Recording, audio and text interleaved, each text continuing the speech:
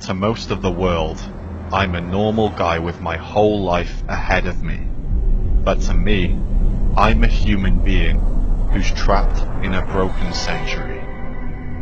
By broken century, I mean this fabricated society around me, where luck determines rights and one person's fortune depends on another's inequality. This is the era of capitalism, competition and industrial revolution, the era where profit comes first before corruption and everything is counterfeit production.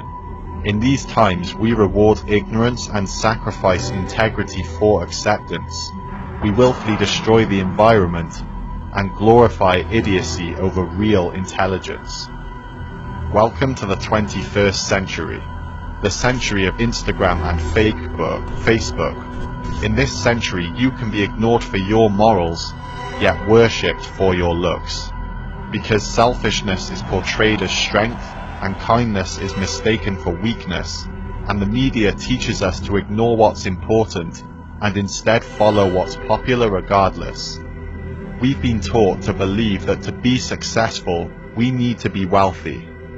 Real virtues like honor have become irrelevant, and people are now defined by their financial prosperity. But does having the best make us the best? Or does it make us robotic culture clones? And are we truly free if we can't spend a full day without the apps on our smartphones? Do schools really teach us how to think? Are degrees desired for education or validation? Perhaps they're there to teach us how to conform to authority and to prepare us for a broken system. Are religions and nationalities real? Should they really be taken seriously? After all, they're just human constructs, so why do we fight over them? Why do ideas make people forget their humanity? All we are is humanity, and so a person's quality of life should not be determined by their skin color or ethnicity. These things can't be chosen, so they should have no power over a person's freedom or opportunity. Why is kicking a ball around a field worshipped by millions when starving children get little recognition? Why are phones, cars and possessions more of a concern than climate change and animal extinction? Why is pop culture and entertainment prioritized over world injustice and hunger? Why are celebrities seen as role models for selling corrupt messages? Why do we make stupid people famous for being vulgar? What is it that we care about now? Status, image, titles, perceived value? What if these are illusions and famous people are just people who manipulate and trick you? Why do we exploit and kill animals weaker than us because we're on top of the food chain? We do treat some animals good, but only on the condition that they offer us a personal gain. Why do we keep fracking, industrializing and burning fossil fuels? That's false innovation. Rapid, unsustainable, infinite growth on a finite planet is impossible. It will lead us to the collapse of civilization. If you haven't noticed the problem, then you haven't been paying attention. We need to wake up, because as a species, we're not headed in the right direction.